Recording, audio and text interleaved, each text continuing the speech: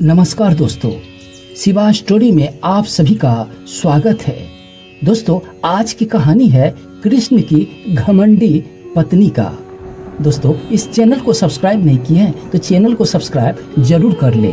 तो चलिए कहानी की ओर बढ़ते हैं। सत्यभामा कृष्ण की दूसरी पत्नी थी। वो एक बहुत ही घमंडी स्त्री थी। उनका ये मानना था कि वे सबसे सुंदर और सबसे अमीर स्त्री है, क्योंकि उनके पिता एक बहुत ही धनवान व्यक्ति थे। तो सत्यभामा जितने और जो रत्न और आभूषण और संपत्ति चाहती थी वो सब उनके पास थे। स्वाभाविक रूप से घमंड उनकी एक बड़ी समस्या थी। एक बार कृष्ण के जन्मदिन के अवसर पर सत्यभामा ने सोचा कि वे सबको दिखाएगी कि वह कृष्ण को कितना प्यार करती है। तो उसने तय किया कि वे कृष्ण के वजन जितना सोना शहर के लोगों में बांटेगी। इससे तुला भर कहते हैं। ये मंदिर में होता है। लोग एक बड़ी तराजू में अपने वजन के बराबर का मक्खन, घी, चावल या कुछ और रखकर वे चीज लोगों में बांटते हैं। चावल, नमक, दाल या सोना, वे कुछ भी, ये प्राचीन परंपरा हमारी संस्कृति का एक हिस्सा है। सत्यभामा ने तुला भर की व्यवस्था की। लोग बहुत प्रभावित हुए, पर कृष्ण पर इन बातों का कोई असर नहीं हुआ।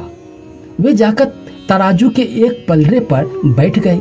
सत्यभामा जानती थी कि उनका वजन लगभग कितना होगा और उनके उतना सोना तैयार ही रखा था। पर जब उसने सब सोना दूसरे पलड़े पर रखा तो कांटा जरा सा भी नहीं हिला। कृष्ण का पलड़ा थोड़ा भी ऊपर नहीं हो रहा था। ऐसा ही कुछ तब भी हुआ जब कृष्ण एक शिशु थे। एक राक्षस आकर उन्हें ले जाने लगा। तब कृष्ण ने अपना वजन इतना बढ़ा लिया कि राक्षस वहीं गिर पड़ा और कृष्ण ने उनके ऊपर बैठकर उसे कुचल दिया। क्रिया योग में एक ऐसा तरीका है जिससे कोई भी योगी अपना वजन बढ़ा या घटा सकता है। ऐसी बहुत सी कहानियां हैं। ऐसे योगी भी थे जो कि पहाड़ के तरह भारी हो जाते थे। तो इस बार कृष्ण अपना वजन बढ़ाकर तराजू में बैठ गए। सत्यभामा ने उतना सोना दूसरे पलड़े पर रख दिया जितना उनके हिसाब से कृष्ण के वजन के बराबर था, पर कुछ नहीं हुआ। तब तक शहर के सभी लोग ये घटना देखने के लिए आ गए। तब उसने अपने नौकर से वे सभी गहने मंगवाए जो उनके पास थे।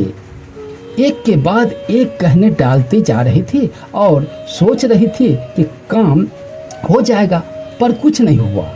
तब उसने वो सब कुछ भी रख दिया जो उनके पास था। पलड़ा जरा सा भी हिला नहीं। वो रोने लगी क्योंकि ये सब उनके लिए बहुत शर्मजनक बात थी।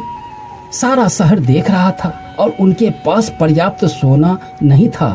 वो जो हमेशा अपने संपत्ति के बारे में इतनी घमंड रखती थी, उनके पास पर्याप्त सोना नहीं था और उसे समझ में नहीं आ रहा था कि वे क्या करे। तब उसने रुक्मणी की ओर देखा, जिससे वो बहुत जलती थी और हमेशा परेशान रहती थी। उसने रुक्मणी से पूछा कि अब मैं क्या करूं, क्योंकि ये बात सिर्फ मेरे लिए ही नहीं है बल्कि तुम्हारे लिए भी है और हम सब के लिए भी है। बहुत शर्मजनक बात है, मैं क्या करूं? तब रुक्मणी बाहर आई और तुलसी के पौधे की 3 पत्ती उठा ली।